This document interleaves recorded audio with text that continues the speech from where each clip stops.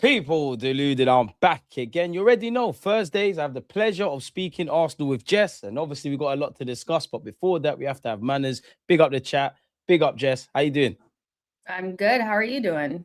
I'm good, man. I'm good, man. I'm in great spirits, obviously, for the obvious. But before all of that, I always ask you, what you been up to, man? Just work. Just work. But yeah, also just kind of basking in the all the content because it's been a nice, what we want to call it, 72 hours, maybe a little bit longer. I think longer than that, man. I think my week Longer. started off when Everton took points off Yeah. City. And then other than that, it's So just got lit for us, Monday. isn't it? Yeah. So Yeah. Monday. Yeah. Yeah. Yeah, you're right. So You're right. That tells you how yeah. excited I am. I've got no track of time at this moment. Yeah, you're actually right. Yeah. Yeah. So yeah, it's been great. I feel like it's okay to just kind of like bask in it for a minute, but we're back to business. We got things to do for finals. Four finals, man. Four finals. We'll speak about a final there. But me and you were both very critical of Mikel Arteta and our club and everything that was the last time we was on in it. So I just want to ask you off the bat: do you trust Arteta now? We're in the Champions League final. We're in touching distance of the Prem. Is everything great again? I think he's done some good things in the last couple of games that I think he deserves a lot of credit for. But I don't think people will like this answer, but you know, you got to get it over the line, I think. I think that like getting us to this point, this is the closest that we've been to winning the league. Like every other year that we were kind of close, it was like pretty much done by now. So um you got to get it over the line this time. And I think all of us are like on the same page where it's like we're so close, we can smell it. It's back in our, it's back in our favor. We can really, especially with the Champions League final, we can kind of put that to the side. Oh, We have nice. 3 games that are in our control and we have to take advantage of it this time. Like we literally have to, like we cannot let it slip again. So yeah, I think everybody's on song, everybody's on side. Even the most hardened Arsenal fan, even me, is on side, so we just have to get it done, But in terms of believing, I think seeing is believing. And for me, like all Arteta needs to show is that he can get these trophies or this even just one over the line. Fair. So out of 10, what's your belief that we will get the Premier League over the line? And the same question goes for the Champions League. Like right now, I would say like 75% will get the Premier League over the line. I think if we beat West Ham, that will jump up to 95%. I just think that is the hardest game. That is it. I know we say it with every single game, It's a cup but final. it's a cup final. They're actually scrapping for something. I think you would you would think that Arsenal at home against Burnley, we would do what we need to do, and then last day of the season against Crystal Palace, like they're not Yep. really fighting for anything either, and they could potentially be in a Europa Conference League final, and so they may rest players on that day, like because it's basically Hope over. so. So it's that West Ham game. It is so important for us to go there and take care of business. So yeah, I think if we beat them, it's to me it's like 95% certainty.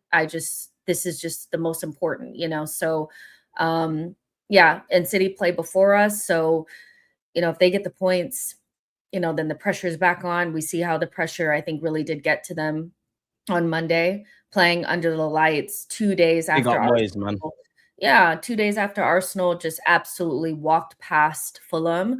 It just it didn't feel good for them. You could tell like it was just a pressure cooker, So, yeah, the pressure will be back on us and we just have to rise to the occasion. But yeah, I would say 95% if we beat West Ham, I'm about 75% now. I The if we do win, I will be at the parade. Hey, you need to be. And what are you saying for the champs? Like, what's your percentage of the champs before we get into in depth? Um, it's a one-off, so I would give us more of a chance in a one-off instead of like a two-leg. I would say it could go either way, maybe 60-40. I think we're the underdog, which is not normal. It's so rare that I feel like, at least from my perspective, since maybe like the last 3 years, it's felt very rare that I go into a game and feel like we're the underdog. It's What, either, even in Europe? yeah, I think Because so. Real Madrid, PSG, Bayern in recent years.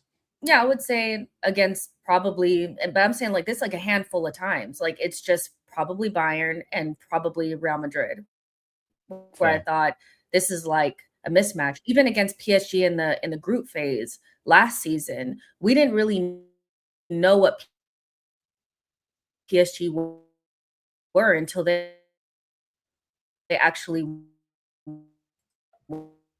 went through Is that she cutting out? Are you cutting out, Jess, or early. is it me? They look good, but we didn't. Hold on. Is that me or Jess, people? Am I back? Say something again? Am I back? Yeah. I just heard you. People, is it me or Jess? Let me get my Okay. Ethernet cable. I get paranoid at this. Am I back? Sorry. I think it's only been a handful of times recently under Mikel Arteta where I actually thought this team is just we're the underdog here, you know. So I think that we win the league and can go into that game kind of relaxed. You have all the chance in the world to do what you want to do in that final. And that's kind of what I want. I really want them to focus on these next 3 games, win the Prem. And then, you know, it sounds weird. It's not like a throwaway, but it's a game in which most people will not choose us to win. So we can just kind of do what we need to do. Like there's, you know, it's not like you're going in there against a team that feels like they're the underdog. So yeah, I think the Champions League probably about 60-40 right now. We're the underdog, but that doesn't mean that we can't win it. It's a one-off game. So, Like you said, it's a one-off game, and that's where my fuck it, delusion, if I'm honest, because when I look at it from a sporting point of view, I know we beat them in the league phase, and I know how it ended last year. I know Saka's spoken about revenge, in which you could say that's PSG. It might even extend to Bayern Munich because they've had our number historically in Europe. I think it was quite cryptic. My optimism is just it's a one-off. You never know what could happen. Go and enjoy it. We're in a new kind of realm, etc., etc. Obviously, from a tactical point of view, you look at what Luis Enrique does. You look at them on the transition. You look at their individual quality. I said this to you before, I would have preferred to play Bayern Munich because Company hasn't managed in the Champions League final, neither has Arteta. I think their high line could have been got at. But at the end of the day, when you're in this realm, this is the sort of level of opposition you can play in it. And on one hand, I do think it's PSG's time to dominate Europe, but I just have this approach of have your cake and eat it. You know what the Champions League means to me. I just want to get the Premier League over the line. If you win the Champions League, great. Obviously, I'll be disappointed if you don't. And that's another thing, because I'm jumping ahead. And, there's a reality we win only the Prem or only the Champs, or we win both, or we win nothing. But you know how the agendas are going to be. Like, do you think people will look at our season as a failure if we win the Premier League and then obviously go and lose in the last game of the season, which would be the Champions League? Mainly the external noise and maybe internally with Arsenal. Yeah, I mean, I think that there will be a desperation to 100%. paint our season as some sort of failure if we don't, win multiple trophies.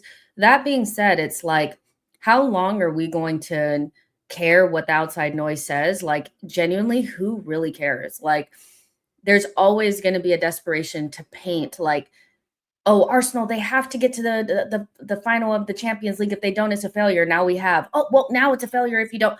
Who cares? Like now we had the easiest run to the Champions League final. Yeah, it's the outside noise to me is just what it is. It's noise. I think there will be a desperation to paint our season as a failure no matter what happens.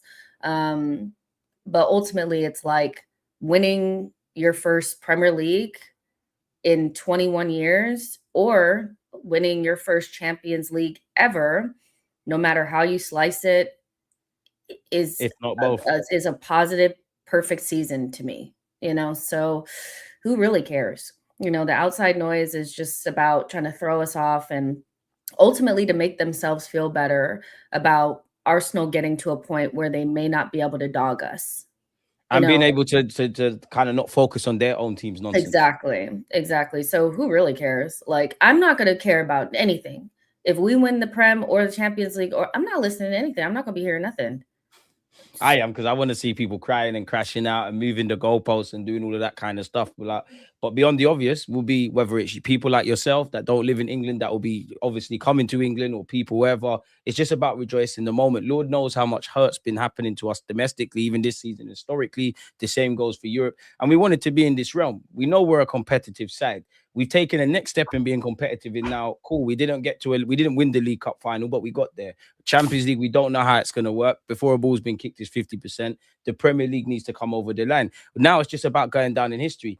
It's a weird one, man. It's a weird one, because I did think the league was gone at Bournemouth. I did think the league was gone at Wolves away. Other than that, I am of the belief again. I think you said it at the beginning. We need to focus on West Ham, in it. Like, West Ham is the most important game. That is a potential banana skin. On the face of it, obviously, we've got a great record against them and things like that. They have dented our hopes. They're fighting for their lives. We're fighting for the league. The whole Declan Rice factor. It's going to be interesting. They lost to Brentford. So it's going to be an interesting one. And as you pointed out as well, like, before we kick a ball, we'll actually end tomorrow, well, Saturday, with a game in hand because of Brentford. So it's a weird one. Hopefully Brentford do us a favour. I actually think City beat Brentford and then we focus on Bournemouth. I want to ask you this, though, because I've asked you this almost every time we've done a stream, but now we're actually in a Champions League final. Premier League, every game's a cup final. If I could go on my right hand, Champions League, Premier League, which one are you going for if you can't have both? I want that Premier League really bad. So do I, man. But the champs just ain't done that. I know it. I get it. I totally hear the argument about the Champions League because we've never done it. But I just can't fathom the last 4 seasons and we still haven't done that. I need there to be a moment where Arteta gets one over on Pep. He has to. We must. Like, he needs that for his spirit to rest. Like, you just need it, you know? And I get the Champions League is like the one thing that we're going to have more opportunities there. We're going to have more opportunities. I know we're going to get to another final. Like, we'll get there. But this is it. This Prem, we have to get it. We need that. So, and I feel like it feels weird, even though we're 90 minutes away from winning a Champions League. I actually feel like oddly we're closer in the Prem. It's not odd. We're right there. Like, we're right there. Like, it's not odd at all. Like, this is the past shows you finished second. This is our first final since 2006. It's not odd at all, Jess. Yeah. So yeah. If I had to choose, I would choose the Prem. But I totally understand the Champions League. And if you ask me tomorrow, I might say Champions League. You know, there's plenty of reasons for both, I think. That's why I asked you, just because I'm tossing and turning. You asked me in August, obviously, before a ball's kicked. I want the Champions League for reasons you explained. Obviously, to where we are now, I agree with the last thing you said. I might say the Premier League today, Champions League tomorrow. Yep. It's a weird one because, obviously, if everything goes to plan, yeah, we've won not only have we won our first Champions League, we've won it unbeaten, so it could be gold. We've won it against Luis Enrique, who's up there with Pep Guardiola. We've won it with the run we've had and everything people are saying. But then I do agree with the Prem because we have been on a 20+ year drought. We have been on 4 years under Mikel Arteta trying to get over the line. Yeah. I do think the club kind of needs this. And obviously, if we were to just win the Champions League, I'd be happy. I'd be drunk off my nut. But when I sober up, it would still be minimum 5 years and counting without a Premier League. And there would have to be something to address. Even if we get the Premier League over the line, there's certain things internally that everybody can see we need to do better. So so that we're not talking about the same thing. So it's a weird one. And I got to ask, because I do, for what it's worth, I do think we're 90% likely to win the Premier League. Champions League, I'm quite pessimistic, but, you know, fingers, toes, everything crossed, right? Mm-hmm. That's it, you know, so we could win 2 trophies or none, we could win 2 trophies or 1. What if we win none? And I only say this to you because we would have got to a Champions League final, we got to a League Cup final, we went out the FA Cup, and we've ran the Premier League close. And I am more warming to the idea of, you know, I know there's pros and cons, but one more year of the gaffer, like, what do you say to that? Because who are we gonna get realistically? Like, and I'm not saying this as a cop out. Like, it's just it's the unfathomable at this stage.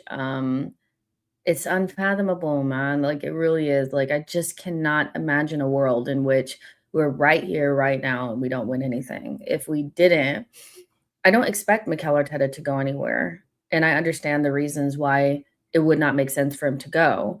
Would I lose a lot more? Like, would I lose a lot of faith? Absolutely. Like, I think 100%. I'm already at the stage where I'm like, you gotta start winning something, dog. Like, I really don't know. Like, I really don't Yeah. know. You've done absolutely everything but that. I think that's what irritates me more than anything is it's like you have everything but that, but that's the one thing that you definitely need, you know? So, um, I wouldn't expect him to go anywhere.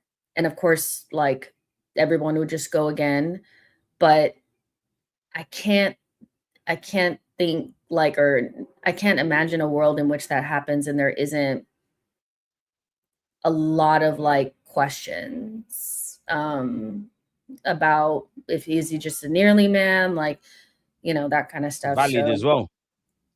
yeah. But yeah, if we only win the league, you still want Arteta out? No, of course not. You win the league, you can stay. Like, Yeah, you my done what you whole wanted. thing this season was he needs to win a trophy. Like that's it. He just needs to win. I don't just win. Just win something. Get Like over the line now, man. but I think like it depends on how you think. You know, some people are pretty black and white and other people are live in the gray area. And you know, the gray area is that even if he doesn't win something this season, he's still the best option that we can have. He's still done so much, you know, so we're so close. He's built so much. And then there's black and white, win or you're not the guy, you know. So I probably lean a little bit more towards that, but I get it. You know, I'm not making the decisions. And maybe if I was running the club, we'd be in administration. So what do I know? It's a weird one just because Yeah. realistically, like he's gonna probably sign a new deal anyways. And what you Yeah, for said there sure. about the grey area, I think is facts. There is a degree of the grey area that there's a lot of pros and cons to Mikel Arteta. There's also white and black where I do think we've kind of approached as a football club. And I've said this to you before. I think if you genuinely rate Mikel Arteta, excluding the Peps and Luis Enrique's and indirectly think he's one of the best and excluding the PSGs and the Bayerns and these kind of teams historically, and you do think Arsenal one of the most competitive sides and you're ready to waffle about our defenders and certain individuals, and we saw the statistics, as just said there, the one thing actually now is getting some history, whether that is a League Cup, whether that is a Champions League by God's grace, or a Premier League, or anything beyond what we won in his first initial season. And I do think if we end up silverware lists, as much as I'm fond of the gaffer, they might just need another voice. This might be the end of his story. He might be exhausted. There's also that reality as well. Now, clearly the club are going to keep him. He's got a year left. There's talk of a Yeah. new deal. He might pull a pep and say, you know what, I don't think he will, but I'm tired. I want to win. I mean, I want to kind of calm down. What if he won a Premier Champs and said, you know what, quit while you're ahead? So it's a techie one, man. But Yeah. we need to get silverware.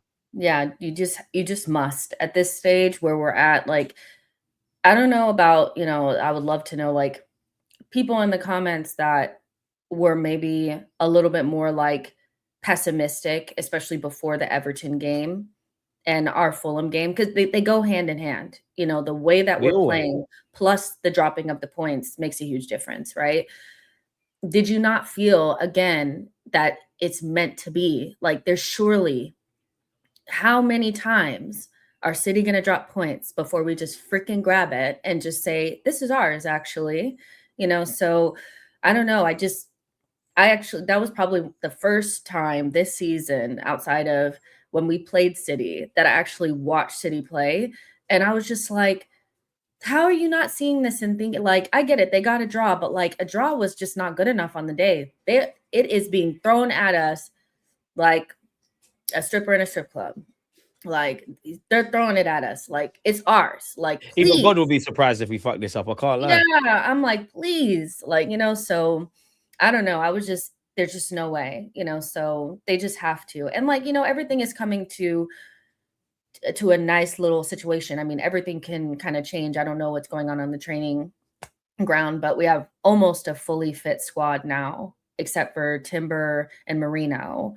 We're actually playing well right now, which is like, I don't know. I thought Fulham, that was the best we played since Newcastle. Exactly. Best we played in a long time. It's in the Yeah, Premier that League. was Because the I know best we people played since report to other Newcastle. stuff. You're right. So, um, yeah, it just must be. It has to. We must. That's it. We've never we need to must like nobody's ever musted before. I Just do can't it. lie, Jess. I think I know mathematically everything's to play for, yeah, but I genuinely believe, and cool, I look stupid, but if we beat West Ham, I think we've won the Premier League. That don't mean let's all be complacent, but that's the Yeah, one I'm yeah, yeah. looking at. Life Yeah, is West Ham. weird in that we could be great against them and fuck up against Burnley, but I think that's the game. Like, I think that's of all the remaining fixtures, I think that's where City are looking at and saying, oh, maybe that's a bit of a wobble. As we said earlier, West Ham fighting for their lives, London Derby. You know, we are in that period where shock results are happening. Maybe people would say that with Everton. So it's a weird one, man. And like you said there, if we just say there's no margin for error, every game's a cup final, we have to get over the line. These are all facts, but they're things that we've said like for the last few weeks. So it's like there needs to be kind of new slogans. Like, I'll be genuinely surprised if we don't win this. I've seen stranger things, but if we don't win the Premier League, there's issues. And you said it there. It feels like everything's coming together. You know, Saka, for me, obviously I looked at the Fulham game and thought, oh, you know what, it's Fulham, but he looked free psychologically and he looked fully fit. Obviously, he did what he did. Gyökeres is finding his feet. Eze's been doing what he's doing. Miles Lewis-Skelly is finally being played in midfield. It Yeah, just feels like everything's clicking. The it's manager's clicking. understanding Yeah, stuff. And then you bring it to the Atletico game, Jess. It's like when Arteta's saying, oh, I'm going with my gut feeling. If you saw all the things I had on my iPad, I just went with my gut. This is kind of the evolution we wanted from Arteta. Now, it might be too little too late, or it could be better late than never type of thing.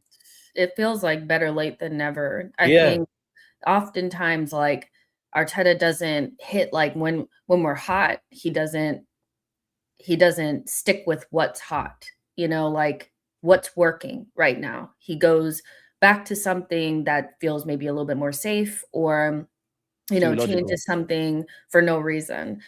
Genuinely was flabbergasted that the same 11 started against Atletico that started against Fulham.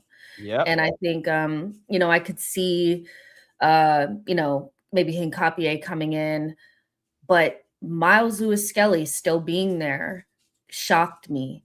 I was like, yeah, because it's not about Zubi not being good. Like, that's not it. But he's needed sitting for a while. Yeah. And Miles gives us something that Zubi can't do at the minute. And so you just need to, Miles Lewis-Skelly was one of the only players last season that I felt when we were in a moment of like really needing personality. He showed that.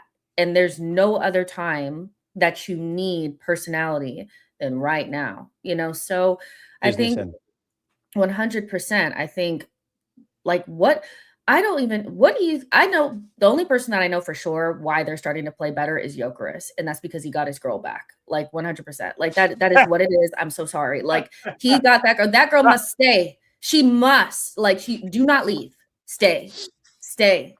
He got his girl back. He's playing. Okay, cool. But Trossard. Yeah, where's that Trossard been? First half of the season, it was there. He ran away. He's back in the last 2 games. Trossard. What? Also, I don't know if you we were talking about this a couple weeks ago. Arteta's played Ben White into form. Like he's not perfect, but he's usable. He's good. He was best I thought game he was in a really minute good against Atletico Madrid. So yeah, like I think we're in one of the strongest positions that we've been in all season and at the business end of a season ever under Mikel. Use that. I feel like the entire team is on the right page. So it's just up to Arteta to get the chemistry right on the pitch at the right time.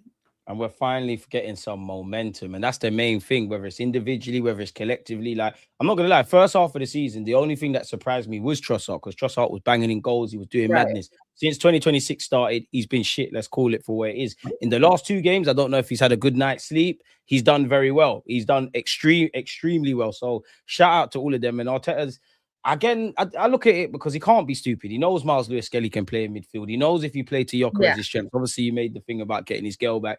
The whole Benjamin White stuff, he's probably known these kind of things. I don't know whether it's all coincidentally worked out or if he was kind of thinking about this towards the end of the season. I think that's a bit of a naive way of thinking, but I'm just happy to see that this is the case, man. That's a good question. I don't want to jump ahead, yeah, but Misunderstood Ninja said it there, yeah. Like, how do you feel about Benjamin White against Kvaratskhelia? Because I'll be real, shout out to Ben. I hope we give you a great farewell tour.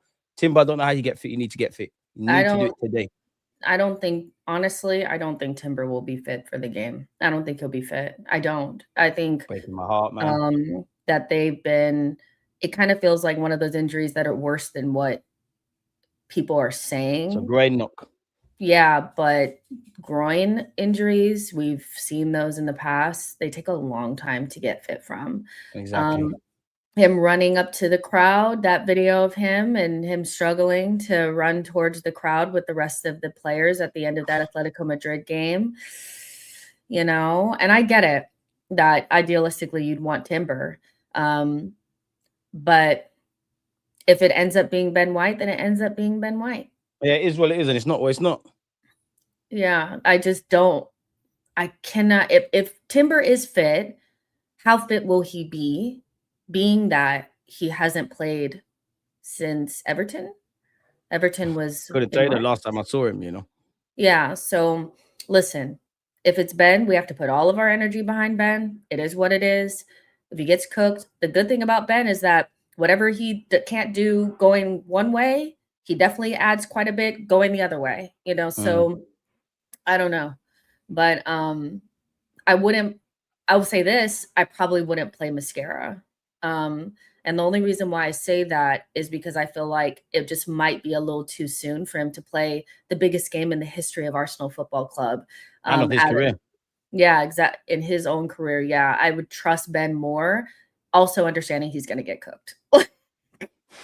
It just is what it is. I thought Kvaratskhelia turned Timber inside out at the Emirates. Like, it's not easy. Like, he's just, I don't know. A world-class player. That guy scares the crap player. out of me. Yeah. So, but yeah, at the end of the day, when we get there, we get there. But right now, West Ham, that's all that matters. That's it. Do you think Miles Lewis-Skelly and Rice is his first choice pivot long term? And does Lewis-Skelly change if you wanted a midfielder? Because we got him, Zubi, and Rice now. Long term, I don't think you chase somebody for 2 years and then all of a sudden they're not a part of the conversation anymore. So he chased Zubimendi. I think Zubimendi went through. I think as fans, and I'm like this as well, we're very fickle. So it's like all we remember is what he was in these last month or so. Yeah, but they have to remember the first half of the season. Yeah, where he was but balling. that first half of the season, he genuinely was a revelation in my eyes. So, I just think that it adds, what the Miles Lewis-Skelly playing in midfield has made it such that we do not have to go out there and buy somebody like Buadi or another young. You reckon? I don't think we do. So not a midfielder full stop, or are you saying you don't need to spend that much money? You might be able to get. We don't need to spend any more money on the pivot, I don't think. In my opinion, I don't think we do. I don't want four players in the pivot. We have so many other things that we could focus on. We're going to need a fullback. We're going to need forwards for sure. That forward line still needs surgery, so I don't think so. Miles Lewis-Skelly saves you about £100 million. Remember what I told you about how shook up I was about that rumor about Miles Lewis-Skelly? It was dark. I thought we lost, Jess. I can't lie. I thought we lost. I thought we was losing. I was like, under no circumstances can you sell Miles Lewis-Skelly. And Facts. Could you imagine if we had actually sold him to Manchester United? Do you But there would have been some fans, oh my God, 100% profit. He is not, and this is no shade to this young man, but this is not, Emil, this is not that. Miles Lewis-Skelly is amazing. And so, yeah, I think he does save us quite a bit, or at least means that you can replace Norgard with him seamlessly. And then you're kind of like, you've upgraded almost, Hincapié and Calafiori are going to basically handle that left back position. You might need another left back. Well, we might. I'm not interested. Calafiori's injury record, Hincapié's injury record. I'm not saying it's a priority, but then suddenly, let's just assume, let's disregard Zubimendi. Not disregard him, but he's part of the squad. Let's just say it's Rice. It's obviously Rice, Miles Lewis-Skelly in midfield, and we're bustling through the season. You've got Hincapié and Calafiori, which for the majority of the season up until now, we haven't had them fit. All it takes is one of them to be out for a while, and we're a congested fixture calendar list. You are looking at, again, Miles Lewis Kelly playing left back. Timber maybe needed to be moved over. Don't know what the future looks for White. You might need it. That's why, yeah, Jess, I don't mind us getting someone like Livramento. Obviously, I'm not necessarily saying him. He's going to cost a shit amount of money, but he's a right back. He can play left back. Obviously, he's got his own injury concerns. So I'm just using his profile as an example. Yeah. But Well, I'd midfield, rather buy one player to do that. Like, I just don't think. If you can get a Tomiyasu sort, great. But where are they coming from? Where are they coming from? Well, just buy somebody that can play on both sides. I don't really see why we need to buy a right back and a left back and a DM when we have a graveyard up front, so, and that's going to cost a lot of money. So I think we need at least 2 attackers, and that's going to cost a lot of money. And we spent a lot last summer. So I don't think we're going to get another summer of 8 players. No, definitely not. Because half of the guys that we want to move on might not necessarily be moved on. We might want certain targets and have to pivot. You have to say, generally, as we all see in football, if we win either the Prem and or the Champions League, we've reached a holy grail. When you get there, that can breed an element of complacency. You probably have to be even more harsher in evolving. So the Ben Whites, the Jesuses, there might even be an unpopular sell, an Odegaard or Havertz, which I don't necessarily subscribe to, but that is something. I disagree about midfield though, Jess, man, because I do like Rice, Zubi, MLS. There are A-listers in it. I think we need one more. I know you've got Eze, you've got Odegaard, you've got Kai, you've got Marino. Not for a double pivot. It needs to be somebody that has something different. We don't need get me a body. If it's an 8, great. Just get me a body. Because I'm nervous. But that's what I'm saying. I'm like, we don't need another DM. That's my point. We don't need another DM. I don't want to see another DM come into this club. Like, we don't need it. You have MLS that can go forward. You have Zubimendi that can sit. We don't need it. So if you're going to get another midfielder, they need to be something that adds something different. I wanted to ask you about midfield. Yeah, obviously, before we talk about the home game, the away leg, like, I don't remember if we spoke about it, but Zubi went into the 8, Rice went into the 6. What did you think of that? Just because you just reminded me of that.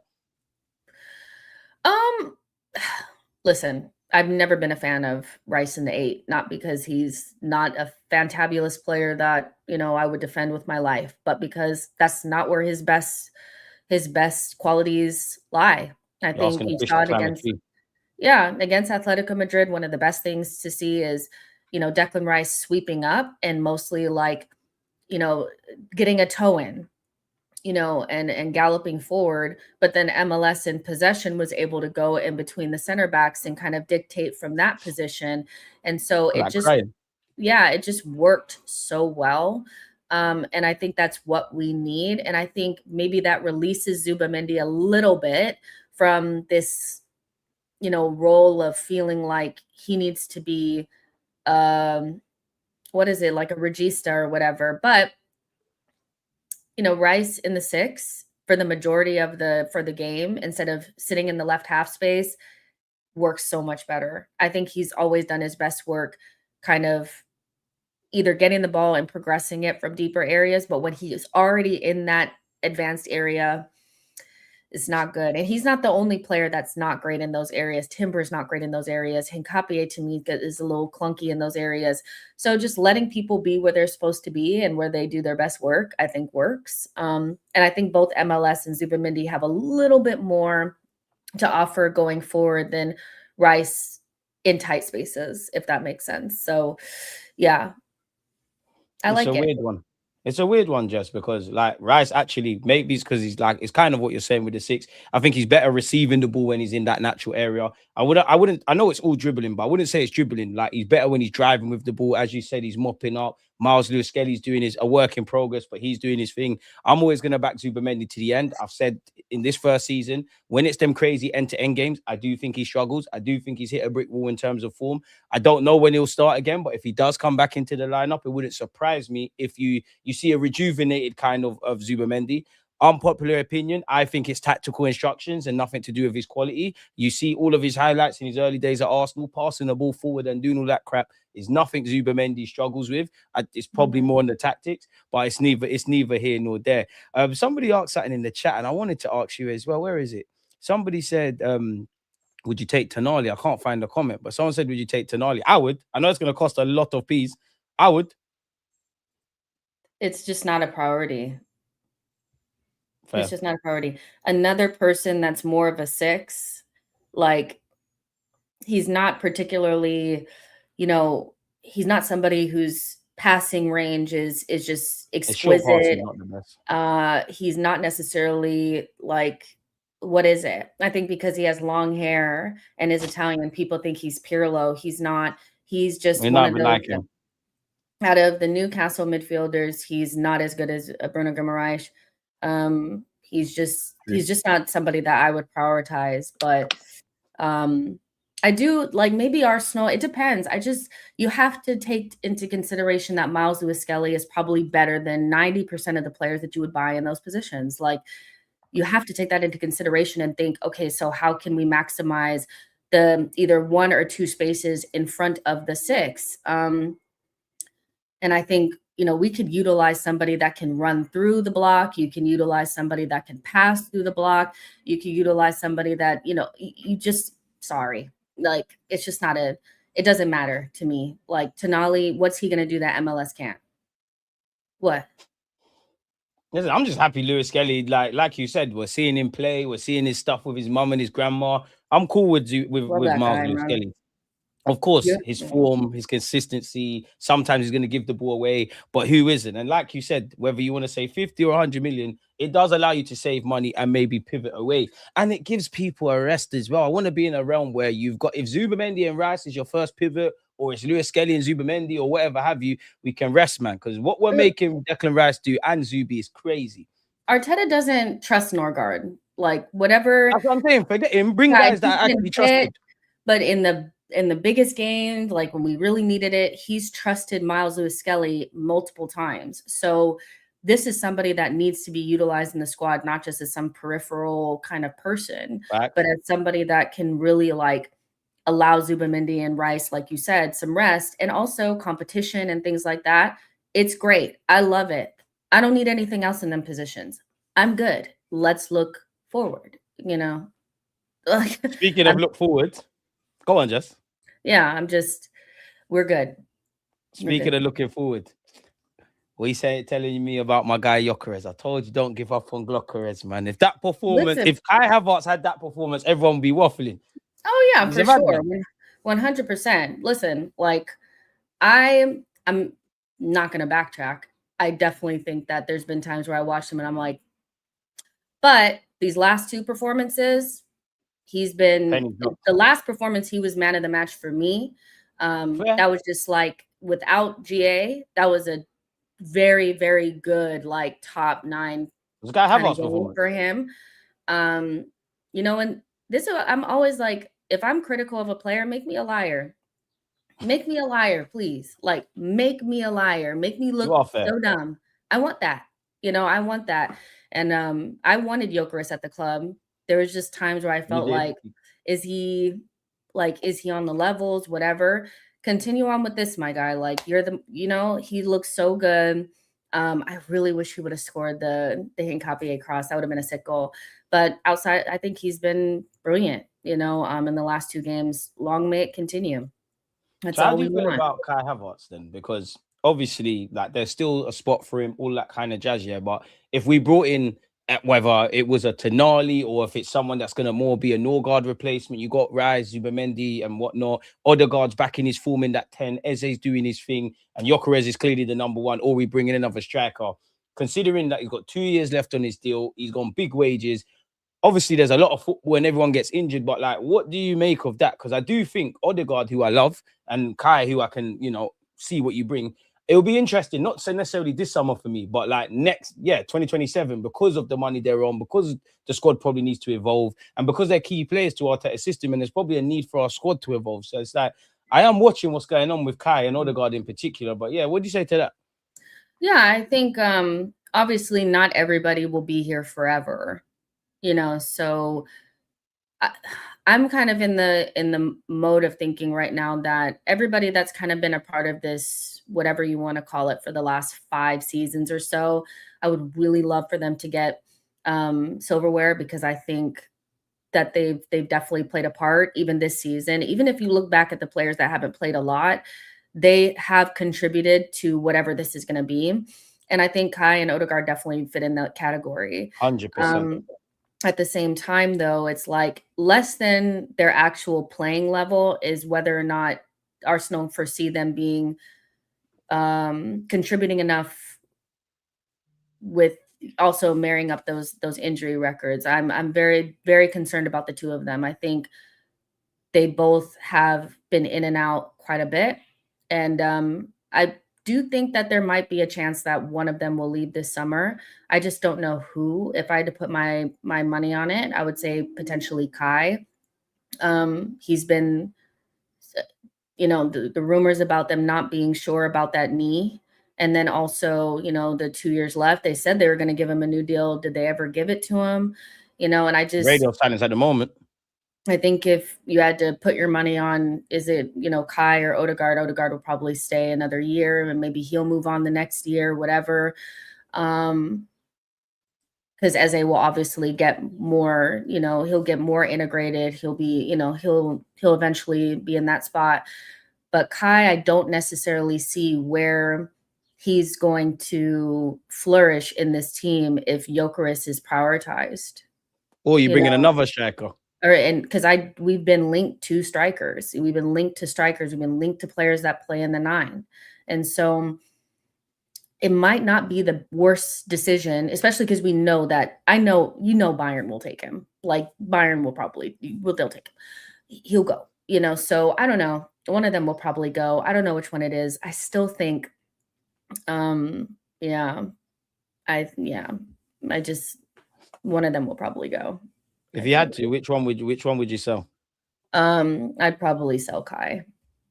I'm the same. I still. Do you know what? It's weird, yeah, because I feel sorry for Kai because obviously he's not perfect. No man's without faults, but I do think he's turned up for us when you accept him for what he is. I think he does understand the system. I do think he's down for the cause. And for me, I do think we've done what we've done to Timber and Benjamin White and players of that ilk. I do think we've ran Kai into the ground. He started the season injured. He come back.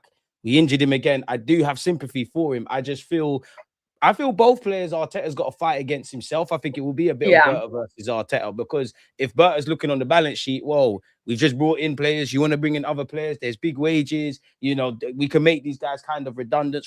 But from a tactical point of view, Arteta loves them. But I'm with you. I think if it came to it, I'd probably move on Kai because I know he can play a bunch of roles. But when I simplify football, if you were to bring me a Julian Alvarez and you've got Gyökeres or a Kripke and you've got Gyökeres, you bring in one more midfielder or you leave it as it is. Obviously, there's a lot of games, but you can't really justify the role. I think Kai will play on 200 plus grand a week. Not that I care what people are getting paid because I'm not paying them, but the squad needs to evolve. And I think it all depends on how they view Gyökeres. Gyökeres is basically he's kind of like what he's going to be. He's 28, 29, so if this is the level we're going to get from him continuing on, then you got somebody that scores goals, that holds the ball up, whatever. And then if you bring in somebody else, then Kai, I think he's good enough to do something somewhere else and maintain his German national team spot. Maybe, so I get it. Like, I get it. Not everybody's going to stay the long haul, but I get it. Like Gyökeres quality is not good enough for Arsenal.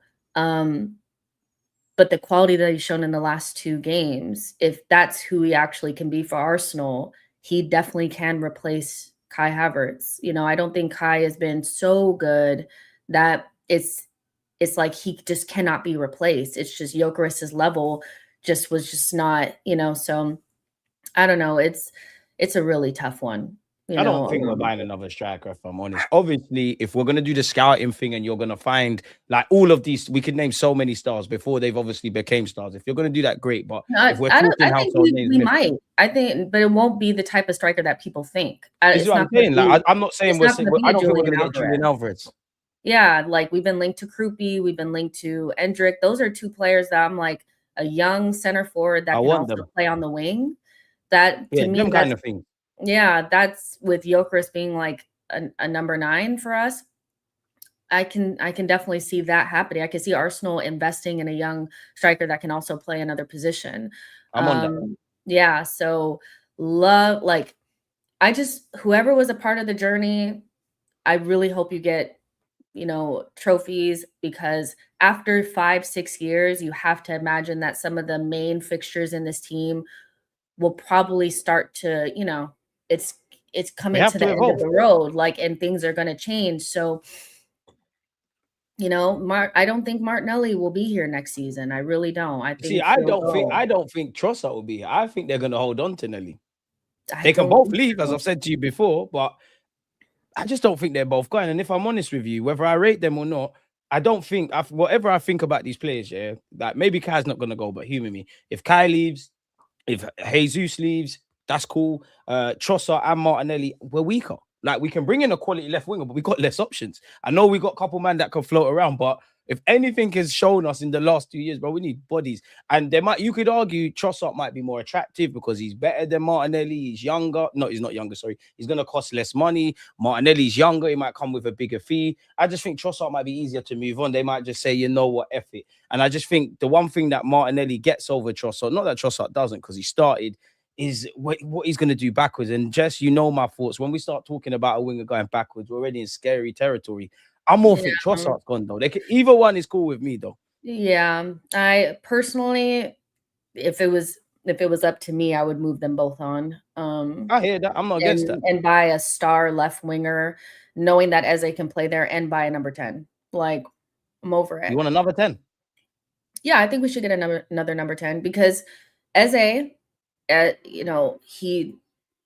he's great, but sometimes there's games where I feel like he still floats in and out. It'd be nice to have another there. You can never have enough 10s. Like, we don't have enough. A true We door of never, Wenger. so I still think Arteta is underutilizing Eze on the left, and if you get there's just ways to move the team around. But for me, doing up the ugly, like, which one of Trossard or Martinelli is the least shit this season or least shit right now, it's got to end at some point. But maybe they keep Nelly. That's fine. But you need to get a Checked left out of a lot of winger. players, man.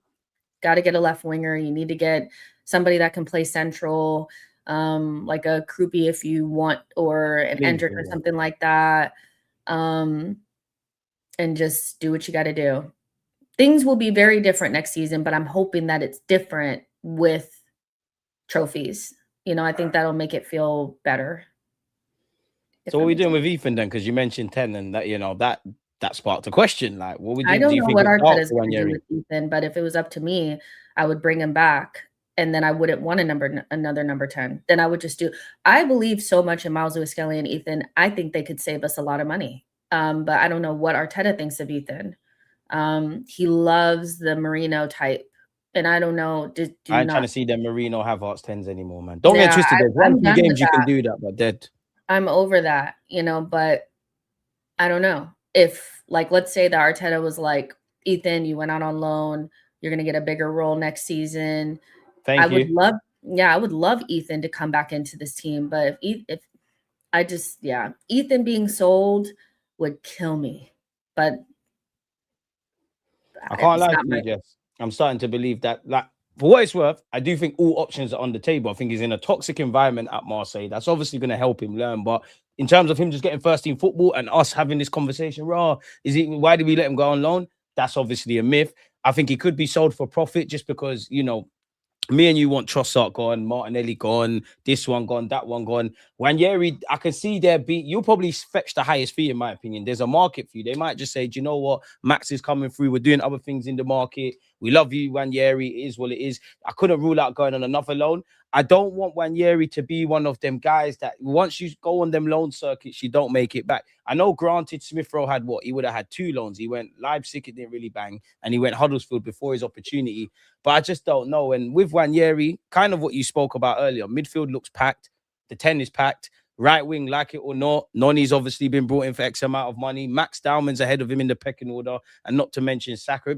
It'd be a shame, because for me, I'm like you. I don't know why Ranieri, Miles Lewis-Skelly, and Dowman, and obviously the young Marley Salmon, for what it's worth, they can't have a short, medium, and long-term future at this club. It'd be not a shame. I know not everyone can make it, but those three can.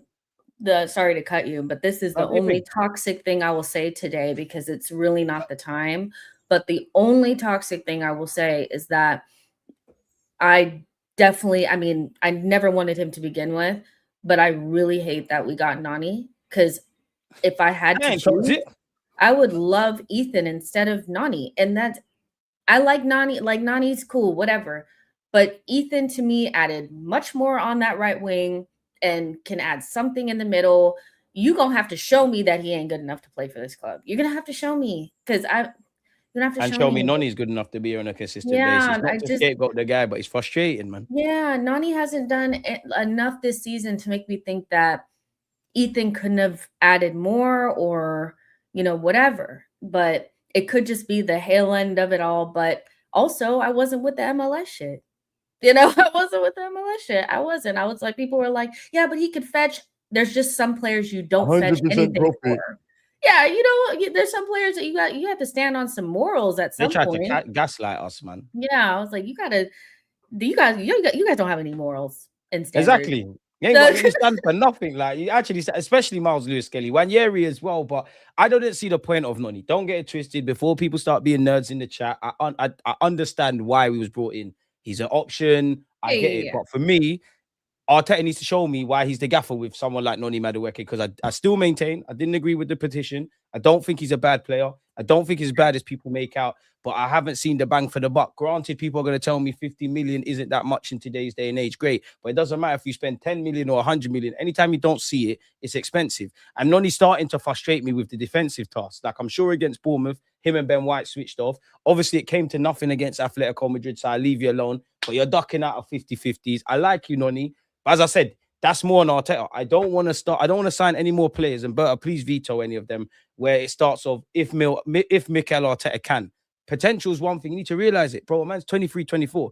Am I wrong just for assuming that one, maybe the penny drops, or two, he's going to play like this for the rest of his career, and he might have some seasons or periods where he's getting goals and doing all those things like Martinelli. But this Yeah. is it.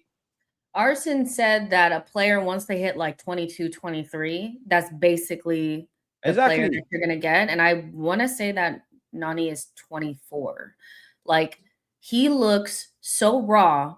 He looks more raw to me than Pepe did when he came in at like, 24. he was like 26 or something when he came to Arsenal. He looks more raw than Pepe to me.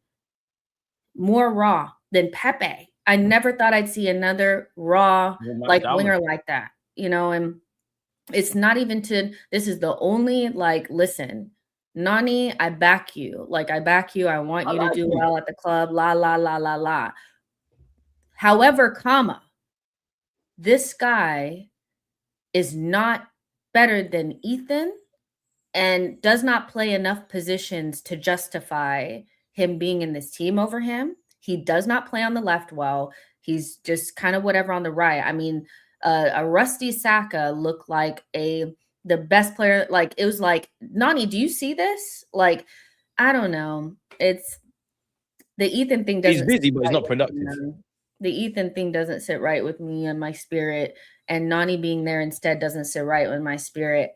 Would you sell him? We are where we are. Do you think he's getting sold in the summer? This lad does. I don't. No. That's not how we operate. Yeah. That's not how we operate. But please, club, think about the Ethan thing before you pull the trigger, because we sent him off to freaking, war at Marseille with no food and no water and just let him rot. Like, it's crazy. Like, please go get him. Like, and then now it's like we could have used him because Marino got injured right away. And Nani really hasn't been, if you compare what Ethan did at right wing, his non-natural position, versus what Nani's done. So I can see why people are still thinking about Nani, and that's the only toxic thing I'll say today. I just don't see what Noni brings to the table. I think it's the bare minimum. And again, I'm not scapegoating the guy. Me and just have clearly given him his flowers. If anything, I'm more angry at Mikel Arteta than Noni, because Noni's showing me what he is. Arteta, you're the gaffer. You've actually, maybe it was a few years ago, but the Smith Rowe's of this world, the Bakayos, the Miles Lewis Skellies, the Wanyeris, Martinellis, you've shown me that some of Odegaard, some of these attackers, regardless of what they say about Arteta, they've had their best goal scoring seasons and development under this guy. And I know it's not the same, but Saliba's trajectory, Gabriel Magalhaes' trajectory, even going back to Benjamin White. So I know you can improve, man. You're the coach, 15 mil a year, got a Champions League final, fighting for the Prem. I'm just sitting here in it, talking shit with someone I know on YouTube. So you've got more of a leg to stand on, but you've got to show me something. And I can't lie to you, Jess. I'm at the no more than you very rarely hear me say this, no more than Chelsea boys. Unless it's Cole Palmer, Kai Sader, which ain't happening.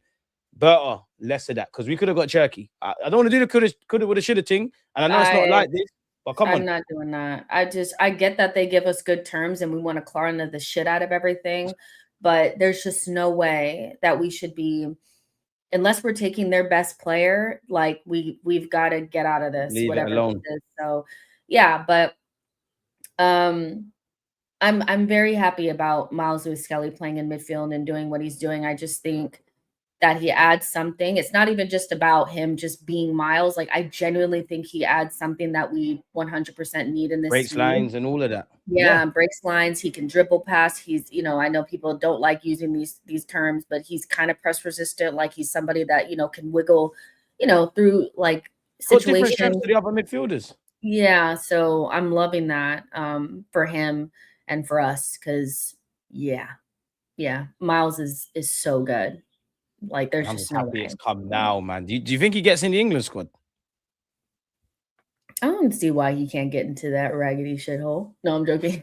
But yeah, he can. Of course he can. It's what Theo Walcott said, it's never too late. Like, he was in there and he only wasn't getting in the team because he wasn't playing. Now he's playing. And I just don't see why he would not, why you wouldn't want somebody who could play left back, which I think, correct me if I'm wrong, England is a little bit weaker in terms of depth and stuff. And then also could play in midfield and naturally plays really well with your starting six. Like, why wouldn't you want that player? But I also wouldn't be that sad if he sat at home and rested his legs this summer. So, yeah. I want all the England boys in our squad to go, man. I think going back to what we said earlier, I actually am more optimistic on Odegaard's injury. I'm no physio. I don't know what's going on. But for me personally, I think with the World Cup, I think they're just patch. I think between him and the club, I think he needs surgery. I just think they keep patching up his ankle because you get injured, miss a couple of weeks, you come back, it happens again, and it's again and again and again. And I think it just is what it is in what's left of this season and potentially the World Cup. Yeah. I don't know what post-World Cup means. I am quite intrigued more than anything just to see what next season or the start of it looks like, because a lot of players are at World Cups and all of that kind of jazz. But yeah, man. Yeah, we got to have a really deep and like strong squad, because the 100%. Majority of our like key players are probably going to go pretty far in this competition. So, but everybody else will also have those problems at the top. So it's not an excuse. Mm-hmm. But I still think, Berta has some work to do. He has to trim some fat and bring in some players that, can like step in. Because a lot of our players, I think, like Calafiori might be the only one, like, not really that involved. Calafiori, that's about it. Everyone else has got He's actually got a chance. Gyökeres is going. Kai's probably going. Timber if it's going. Odegaard's going. Zubi's going. Marino, if he gets his fitness, is going. Rice is going. We hope Lewis-Skelly's going. Saka's going. I think Noni's going. Eze's probably going. Ben White's probably staying. I don't know. He might be able to force his way, but you're probably not going off with England. Saliba and Gabriel, if I haven't made that clear. Raya's going to be there. Why he's not first choice, I don't know, but he'll be there. Hincapié, if I haven't made that clear. He'll be there, yeah. Martinelli, Trossard. Jesus ain't going, and well, we hope he's going where Arsenal's concerned. Big him up for fighting my man on the side. That's another thing. Like, Jesus' best actions this season have come where he tried to do a get back on that Wolves guy for what he did a few years ago, and obviously the post-match scenes a few days ago. And I can't lie, Jess, against Atletico Madrid, above everything, call me childish, I liked what I saw from Andrea Berta. I liked the shithousery from him, and I liked what we all did on the side, whether it's Mikel Arteta dummying the ball, either Trossard, Kepa, one of them booting the ball onto the pitch, booting the ball off the pitch. It was nice to do the dark art shit against those shithouses and the way Simeone was conducting himself.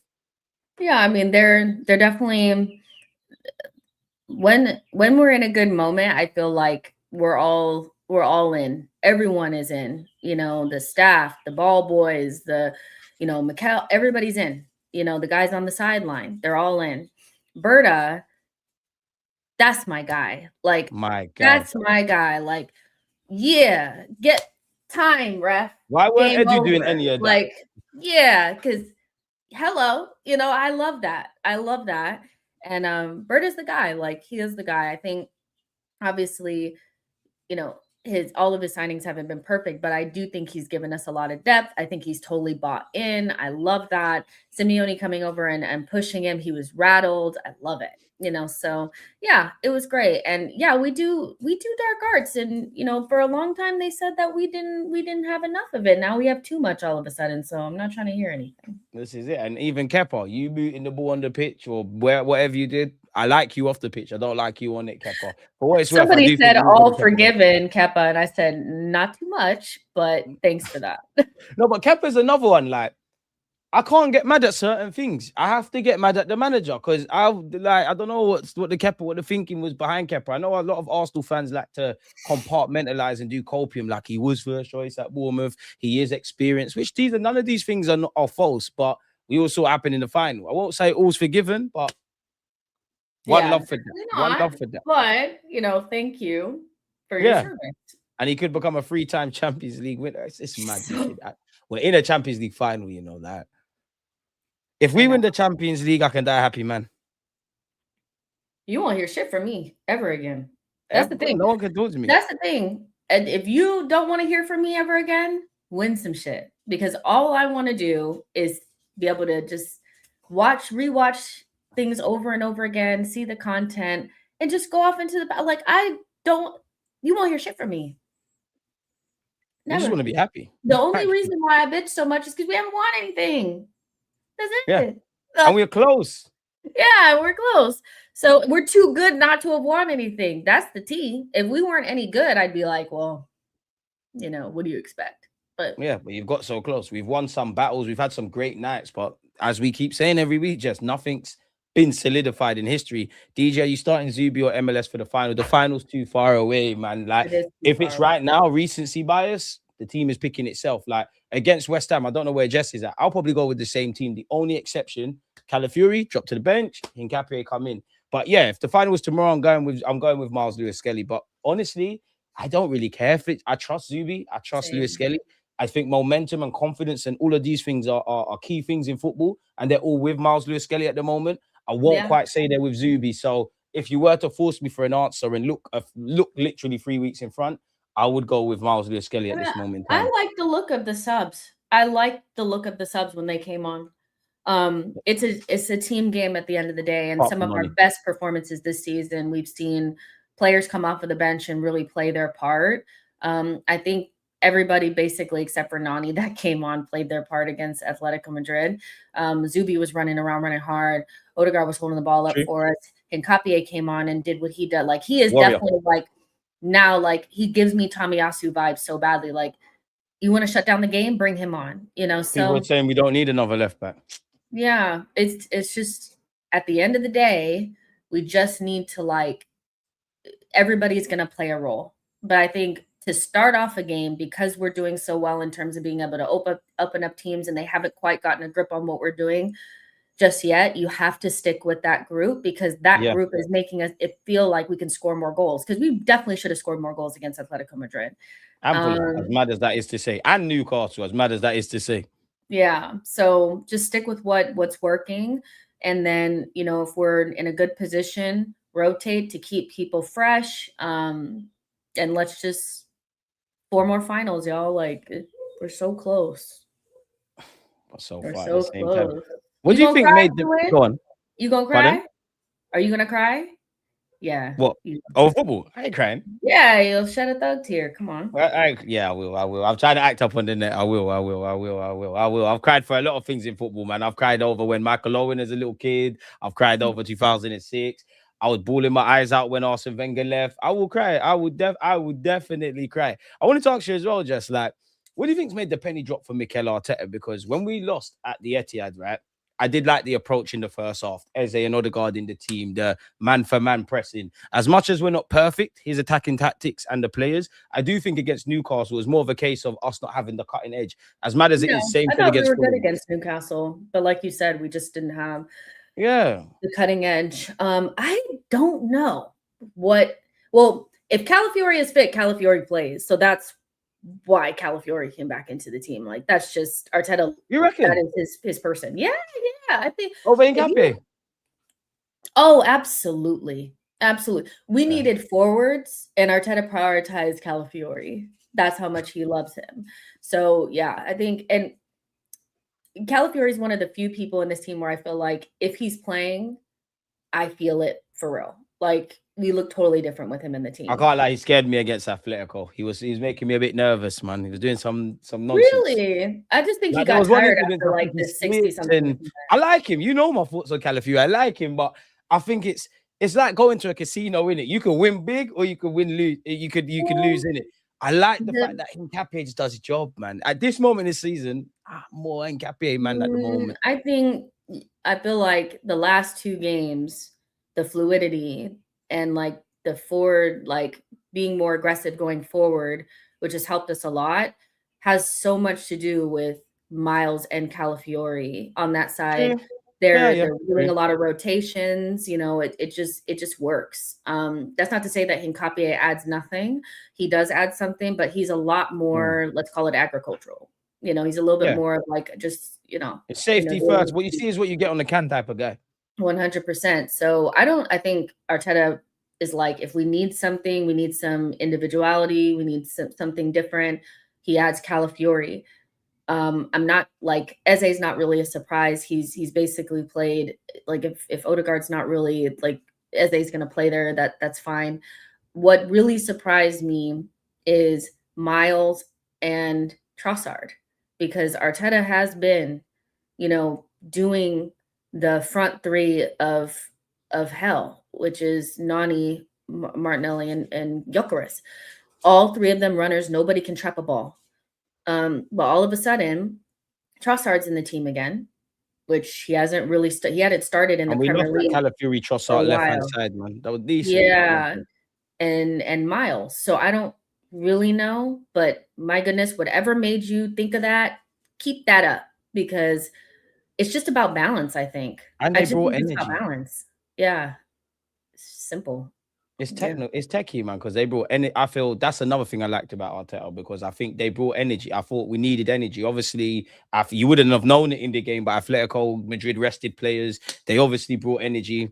And I think that's the name of the game. Calafiori, love him. Nkapie, love him. Don't really care who really plays. I just want to play to people's strengths, innit? When we're playing certain games, there's certain game states, as the gaffer likes to say, for certain individuals. So he won't complain from me. And this is the annoying thing. We're so close to, in my opinion, while we need to evolve, having a complete squad, we're so close to silverware.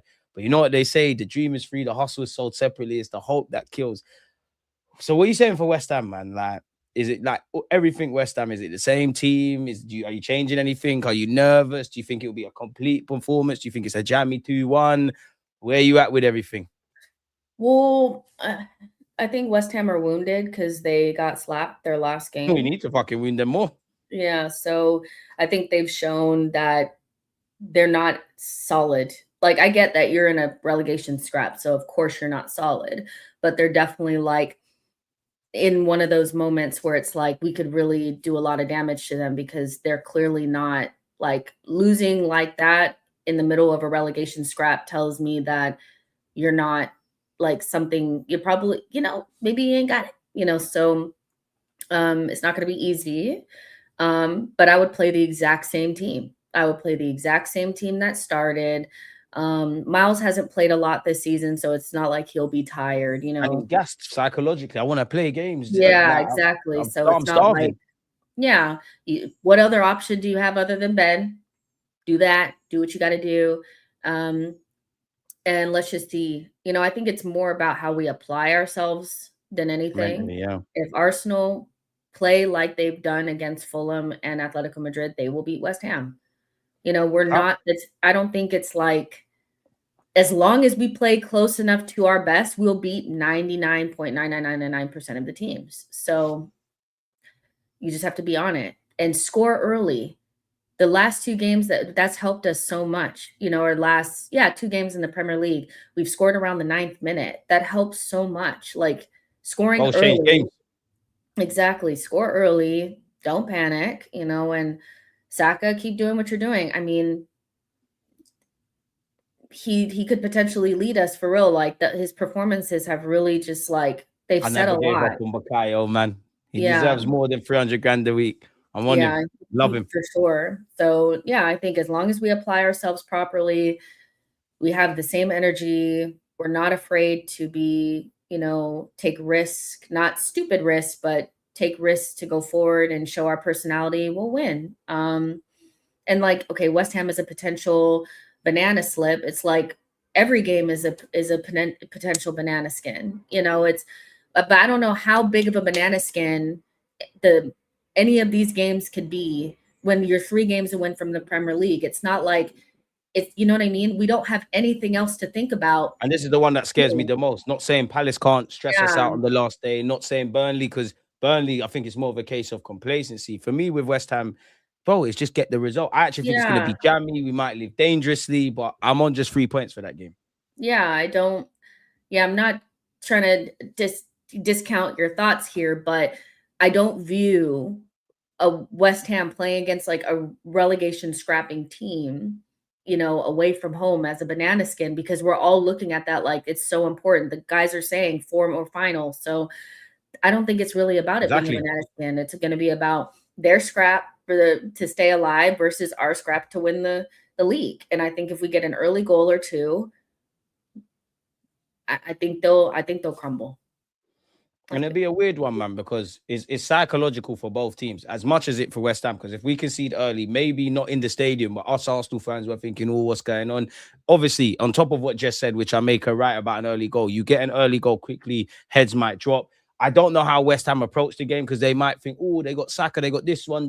Of late, they've been attacking a bit better, less safety first defensively. Or they might say, do you know what? We have to take the game to them. We're fighting for our lives. We're playing at home. Obviously, if there's open space, that helps. The one thing I would say that scares me about West Ham is Souček from set pieces. But other than that, let's do this thing. I understand some people want to make changes, wrap Benjamin White in wool. For me personally, this ain't the game for that. The same 11 needs to go out there. I understand the logic with maybe giving a Mascara a go out there, maybe putting Kai Havertz. For me, win the game first, then make changes. Thank you. Win the game first. Yeah, exactly. Maybe Calafiori for Hincapié, maybe Trossard for Martinelli. I ain't trying to see nothing. If it ain't broke, don't fix it. I like Zubi. I don't even think you should be throwing Zubi into that. You've got stability, continuity. I think somebody even asked the question, like, we have been calling for Arteta to try these things. Now, we're not always privy to the information. Maybe Arteta's wanted to do these things, not done it. Maybe he's just been stubborn. Maybe the penny's finally dropped. Maybe it's a thing where Lewis Skelly has looked so good in training. And like Ian Wright apparently said, he's been training in centre mid for 2 weeks. I'm going to kind of try this thing now because I got confidence. Either way, I'm happy. Either too little, too late, or better late than never. I hope it's the latter. But this is what we want. For sure. We'll never know, and I think that Arteta, it's a lot harder when your butt is on the line, when you're standing on the sideline and making these decisions. We could do that from the couch all day long, but he has immense respect and trust in a lot of the players. And even though maybe we've lost some trust in those players, he still trusts them, so it was a big call to put Miles Lewis Skelly in midfield. So I just hope that seeing that it's been a positive shakeup, he'll continue with it and not get scared, because he has no reason to. Because Miles, that's not a player I'm worried about at all. He can do it. I can't believe we finally got here. We got here. Yeah, we got here. So we're going to start pushing the Wanyeri propaganda in the hope that there's a revival.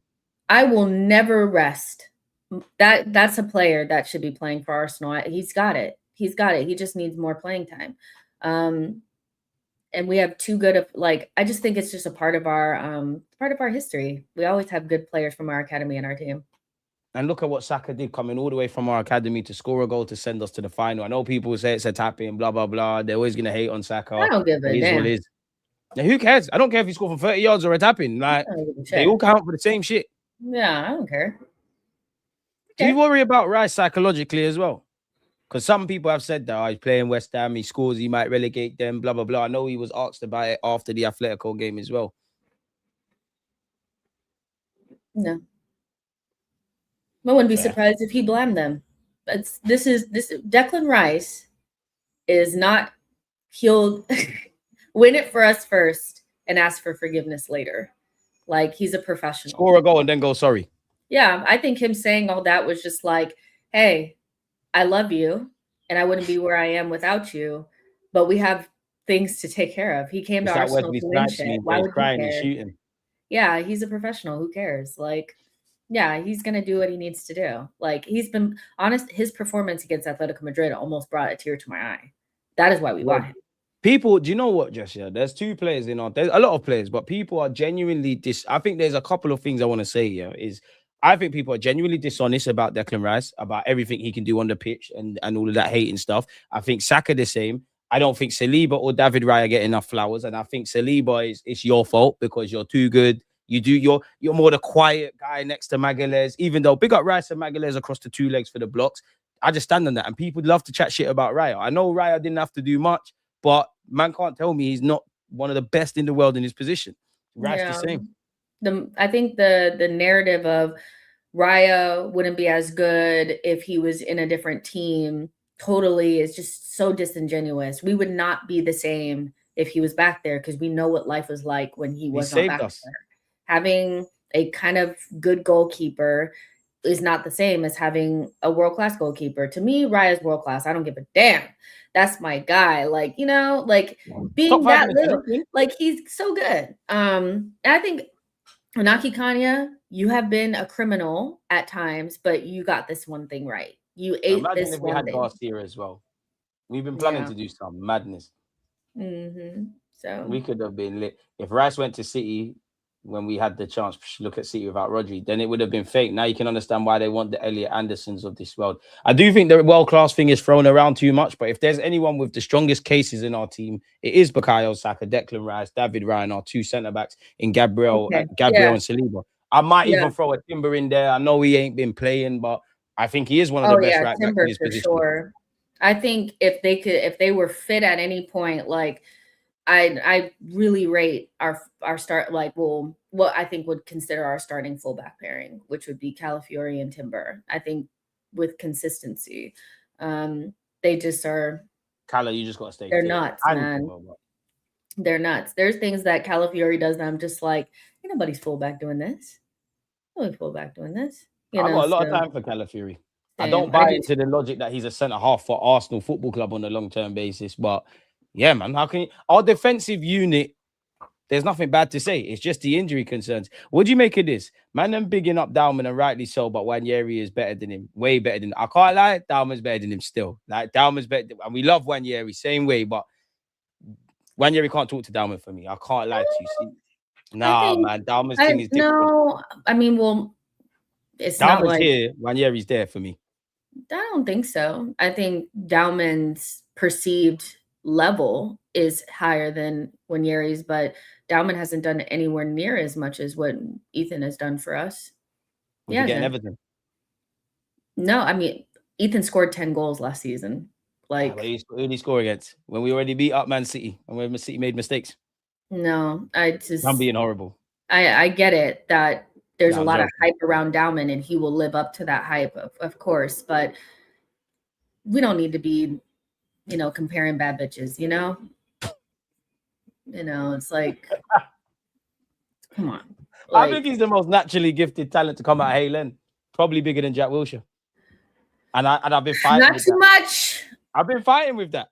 I've been fighting not to say it, but I believe it. I genuinely believe it, and now I'm not believing it. Cause I remember Wilshere. It's fine. Like it's fine. Like Ethan.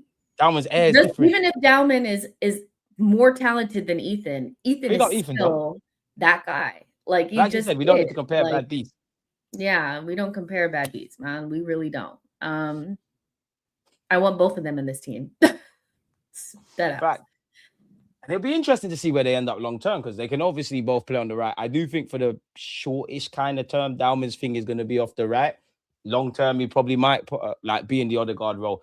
I'd love for Wanyeri to play in the pockets, man. I know I like him in the Odegaard role, but I see a realm where he's very trained up and he's just so good in the half spaces.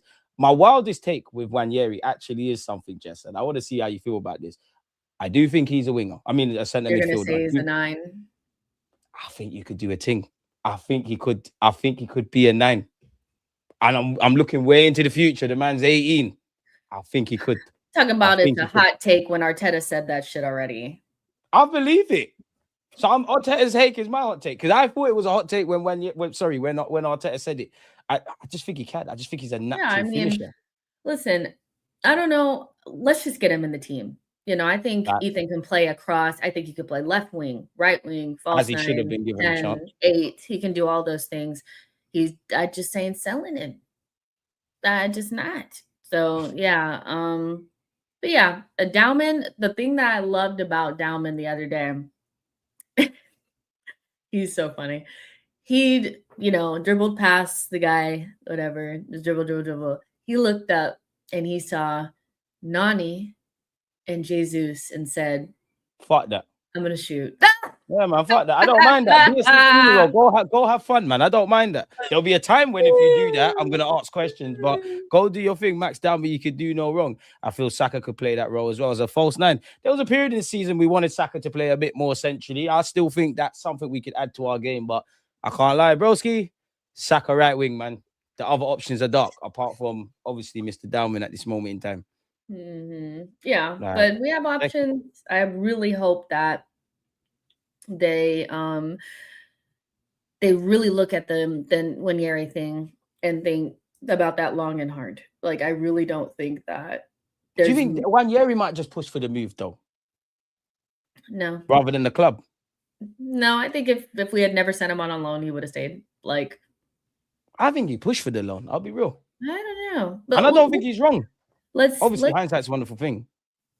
And I agree with Rainmaker, and we need to have more forwards in that world-class conversation, and that's why we need like 2 really top-class forwards to come in this summer. So I would love that, Jess, but we both know it's left wing on that, man. Like, I'll be amazed. Obviously, we might bring in some unknown entity up front. Hindsight, he goes and does a thing, but I'll be amazed if we bring in 2 proper household names. Now, granted, I didn't expect us to get 8 players last year. I don't know what Berta's cooking. I just think, for me, Jess, I think there's too many moving parts at the club. I think while we, Jesus could go, Trossard could go, Martinelli could go. We spoke indirectly about Odegaard and Kai, Ben White, whether it's the wages, the market, being able to bring in replacements, all the moving parts. I don't know if they're going to be moved on. And you don't think that they can bring in 2 attackers? Not unless all of these moving parts fuck off. Don't forget, there's Reece Nelson. Jesus is not going to be here, and one of them left wings is gone. So at least I think Jesus is gone, but what's the guarantee he's gone, Jess? What if he says, I've got a year left, with 1 trophies, I'm on 100 grand a week. 200 plus grand a week.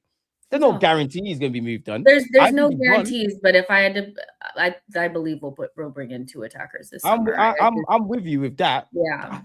I would love a striker. I would love another striker. I would. It won't be an out-and-out striker. It'll be somebody that can play up front, but also can play in a different position. That is the Arteta special.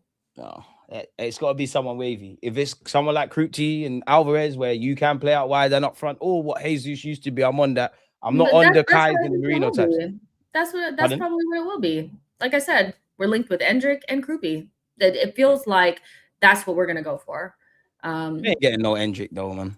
We're not, but at least I think we kind of can see maybe like the direction that they're looking at. Yeah, they have to bring in somebody else that can play up front. Do they? We don't know even if Kai stays, his injuries it's dark. Like, his injuries don't look great. He's had 2 really substantial injuries in a year, so it's not looking good. I'm nervous, man. I'm nervous. The only thing I can convincingly say is we get a left winger. Apart from that, yeah. If we do, no, we won't. Noni did more this season than Saka. Have respect. Listen, big up Noni for Bayern Munich and potentially one of the goals of the season against Club Brugge. He ain't done more than Saka. Saka's goal has sent us to the final, that's a pretty dark statement, Exactly. Saka's barely been fit. Saka won us the game against Brighton. Saka's goal has sent us to the final of the World Cup. Respect. There's not Noni Madueke will never do anything better than Bakayo. You lot get tricked by Noni because Noni Madueke is a case of being productive versus being busy. I like his play style. I'm not gonna be a hypocrite. Noni initially, it was a breath of fresh air because you look like a guy. How can I explain it? You look like a guy where our attack was quite predictable. You looked unpredictable. But I mean, come on, man. Come on, man. Come Yeah, on, I man. need you listen. Let's have common sense a bit, man. You can say that Nani has done things this season and be absolutely correct, but Saka, he just can't hold a candle to him. I just don't think, Nani has 3 goals in the Champions League, 2 goals in the Premier League, and 1 assist. Like, he's our guy, but like, what's he done though? Yeah, I remember. To be fair, I think City first half he was good or something. Yeah, I think there's a period of time with Saka where I was like, "What the hell is going on?" But this season, in Saka's like worst season, he has 7 goals and 5 assists. Don't want to talk too much. He has 3 goals and 2 assists in the Champions League. So even without even going into actual performances, he's been injured a lot and still has done more than Nani. So, and I like Noni. It's just come on, man. Like, man. You can't fool. Saka's just on another level. He's up there in our team with Saliba, Gabriel, Raya, Rice. Like these are the guys. Like, Nani. You're gonna come good, Noni. We trust the process. You're gonna come good. You're gonna score the Champions League winning goal, and then I woke up. But yeah, I don't know about Yildiz. I don't think he's up there with Due, but them kind of guys, you got to get Yildiz and Due, Cherky at the time. This is what needs to arrive at Arsenal Football Club now. Like the projects, there's projects because Crypti's a project. Them kind of man are projects, but the projects like Noni's, like Kai's, Arteta is done now, bro. Like Berta vetoed that for his own good. Save the ones that you've got at the club first, innit? Mm-hmm. Yeah, we definitely need to get a left winger. We're having conversations. Sorry, Jess. Yeah, we just need to. The left wing needs to be sorted out, and I know it's looking dark because there's not that many like super obvious answers for that, but you got to get somebody in. You got to get somebody in. What dragging us forward? City at home, you did your thing. Leeds, I'm sure you did your thing. No, I mean he was playing. Not even playing hard, beating his man, and doing what he does. But that's what I meant to rate, man. Yeah, there wasn't a lot of end product to that. There was a lot of dribbling out the end line. We're a lot better with Saka and Trossard as our wingers, especially with Gyökeres. That's the first time that in a long time that I've seen anybody from the wing create for Gyökeres. So, yeah, it is what it is. It looks like Saka and Gyökeres don't hate each other anymore, as they said. That was the weirdest thing I ever heard someone say. Like, absolute bullshit. Saka hates Gyökeres and is trying to keep him from becoming the guy. Are you guys crazy? First of all, Gyökeres could never outdo Saka to become the guy. Let's get that. Teammate. And he's not trying to sabotage him. Like, let's be serious for 5 seconds. It doesn't make sense. And this pisses me off. Listen, every manager needs their type of players in it. Everyone's got to evolve. Mikel Arteta is not Pep Guardiola, and he's not Luis Enrique. Luis Enrique couldn't get Mbappe to buy into his logic, effed him off. Dembele wasn't his sort of player because he didn't run. Made him able to do that. If I say some certain names, Donnarumma on paper is not a Pep Guardiola goalkeeper. Cherky is not a Pep Guardiola player. Haaland is not a Pep Guardiola striker. Obviously, ability, it's not the same, and ability makes something happen, but you have to evolve. You can't, no. Are they competent in their positions? Yes, they are. You could argue Gyökeres ain't a Mikel Arteta player. He's made it work to a degree. Fuck that. Just sign the players that are good, that take us to the next level. Let's win the Prem. Let's win the champs, if not both. And see if we can do stuff year in, year out, man. We've done all the nerdy stuff and the hard work. Now it's just about waviness now. Back to basics. Yeah. That's just me. You know what it is? It's like Berta did us so he knew we needed a lot of players and he did absolutely everything that he could to make sure that we got 8 players in. Zubi cost a lot. He wasn't cheap. Gyökeres, he wasn't the most expensive, but he wasn't cheap. Pivoted. But I think with Nani, we needed like a winger, but we probably couldn't pay a lot up front. So we ended up going to Chelsea to make sure that we could get that Klarna. And then we even like buy now, paid later with Hincapié. So we've already spent 40-50 million for next summer as well. So we need to yeah, move people on. so it's gonna end up being like, I think we'll probably only get like 2 players this summer, especially with the World Cup. With the World Cup. Can we have 4, please? With the World Cup, it's gonna make it hard, because it's gonna be, that kind of, how it is during like a summer tournament. It's harder to get deals done. So yeah, and I'm sure he's working on things now, but I don't expect a big summer, and I don't necessarily feel like we need to have the same type of summer. I'd actually like quality over quantity. Facts. So yeah. And unpopular opinion, give Arteta as many defenders as he wants. Finally, people, I'd keep Zuba. If we were to buy Tchouaméni, I'm either just bringing in Tchouaméni. Zubamendi's not going nowhere. I love that guy. He's going to shut a lot of people up. A lot of you are shameless. First half, not saying you necessarily. First half of the season, he was amazing. He's hit a blip. Trust me, Zubi will be back. He might even score the Champions League winner, innit? Jess, I what don't need content too many. I got Miles Lewis Skelly. What? Now I want both, man. I can never have enough icy free midfielders and ballers. Listen, I'm a Wenger baby. I could fit all of these midfielders in this team. I've got some unimaginable dreams of Max Dowman, Wanyeri, Eze, all of these kind of creative guys, Odegaard, just fitting them in the team. There's scary things we can do across the season. I wouldn't even sleep on Kai Havertz and Gyökeres. And fuck that definitely. I am knocked out and asleep as hell for that. Trust me, there's some jammy periods we can get away with that. Disgusting. In that final, never again. Yeah, no. The final was the wrong time to do that. But yeah. Camavinga. It is what it is, man. What content you got to come out here today, Jess, or in general? Because people in my mentions and saying, "Oh, where's Jess?" I went on your channel, I couldn't see anything. Guys, allow me, please. There's a lot going on. Folks. There's a lot going on, but yeah. Actually, my McDonald's thing comes out in 2 days, so you guys can see that. And then guys, when we win the league, let's see. I'm being positive. I'm trying to bring vibes. I will have all the content coming out for my time in London. Also, I'm going to the Brooklyn Invincibles, which is like one of the bigger fan groups / like watch party atmospheres in the United States. I'm going to be there for the final game of the season. So you guys will see all that kind of stuff. So it won't be actual like live streams and stuff like that, but it'll definitely be Arsenal based content. It's content from Jessica Black. So make sure you're supporting that. Make sure you're subscribing to her platform. We love to see her progress. I mean, Jess, they also miss what you have to say about the women's team, man. They're hitting a bit of a bumper as well, man. Listen, I mean, the women, they had already kind of like killed off their opportunity to win the league. And then they lost to, I think, a better team in the Champions League. So they did what they could. We apparently are getting on a battle and Georgia Stanway. And also we're about to sign this other striker.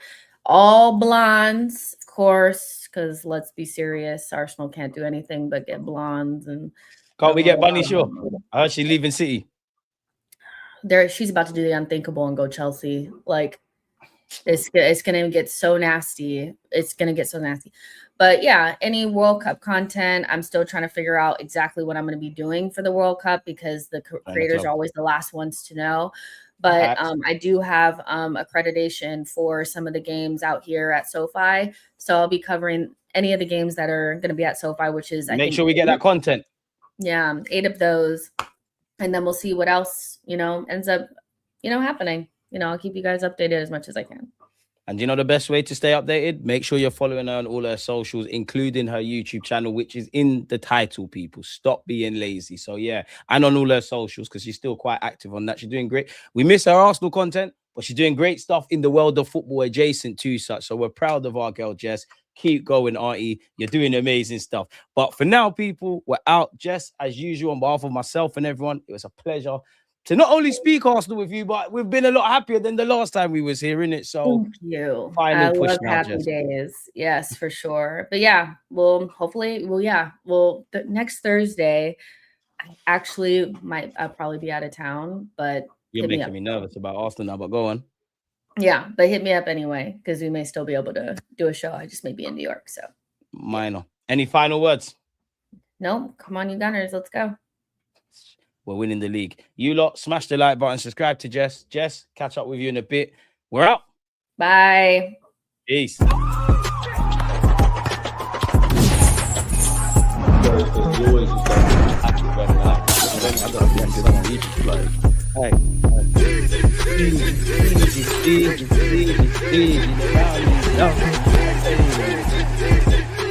Big up.